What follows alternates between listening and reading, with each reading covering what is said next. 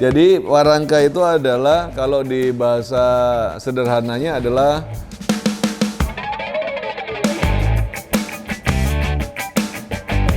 habis warangka kita bisa lihat yang namanya dapur pusaka. Nah, dapur pusaka itu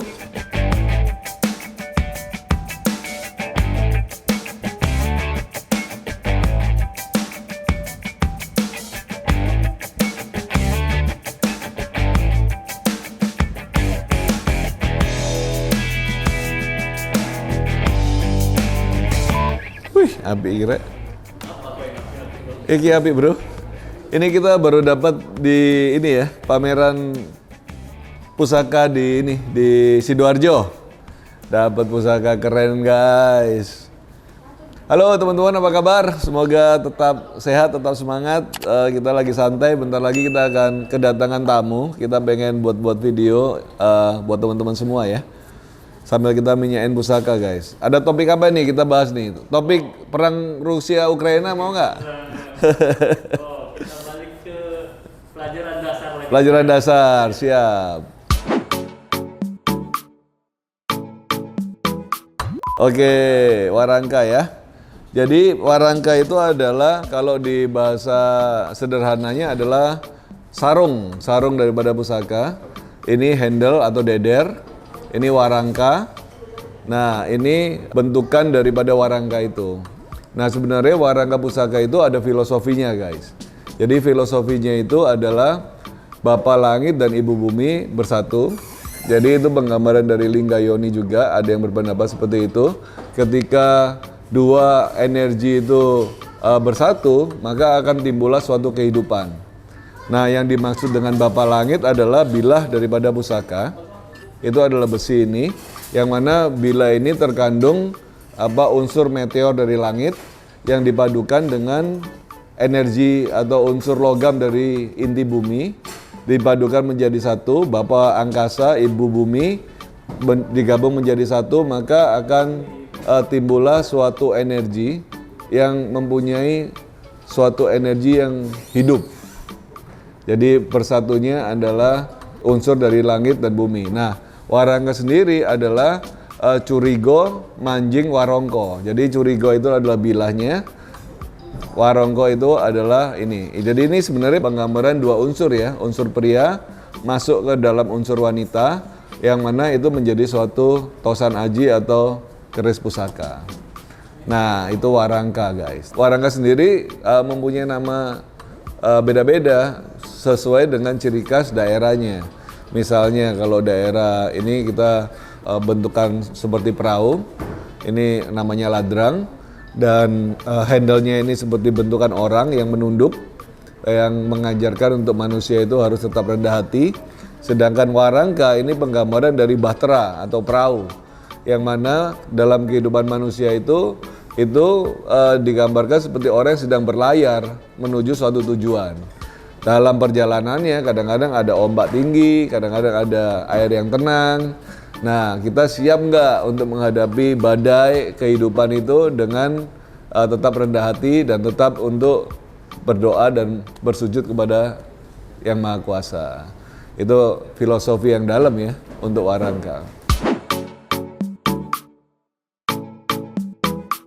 Habis warangka kita bisa lihat yang namanya dapur pusaka. Nah, dapur pusaka itu bisa dilihat dari keseluruhan daripada suatu bilah. Contohnya, ini adalah keris, tapi dapurnya kita bisa melihat ada seperti di gandeknya, ini gandek ada sesuatu yang menonjol, yaitu seperti lambang gajah manglar atau bentukan seperti seekor gajah, tapi berbadan seperti ular. Itu di atas itu adalah makhluk mitologi yang penggambarannya adalah memperlambangkan suatu kekuasaan, suatu kekuatan yang digambarkan di tempat dalam satu pusaka. Baru kita bicara tentang lo dan pamor.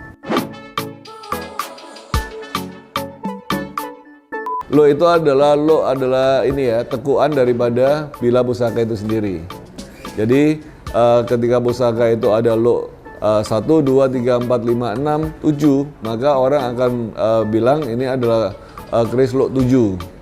Kalau 1 biasanya keris lurus gitu ya.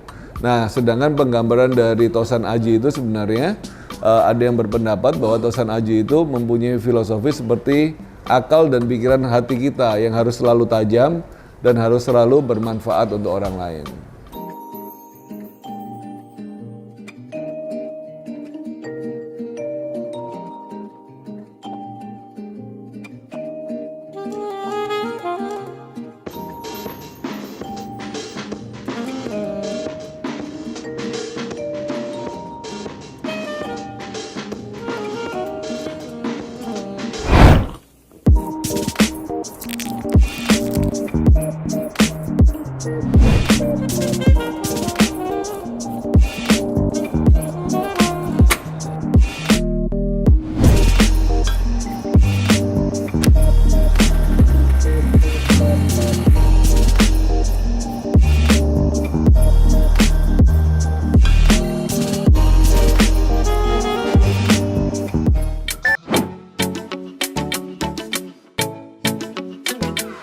Pamor itu adalah corak ya, corak di bilah pusaka itu.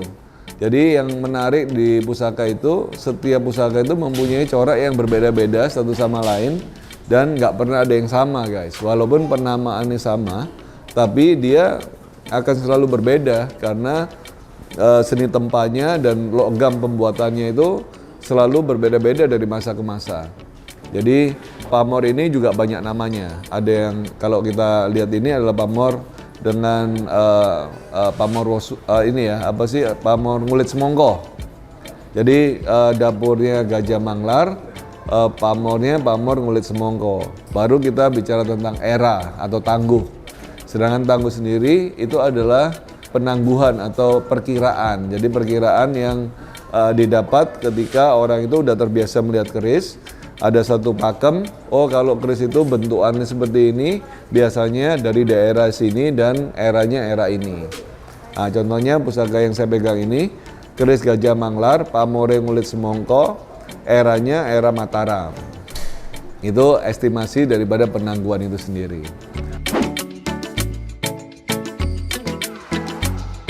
Wah, dapur favorit saya adalah gajah.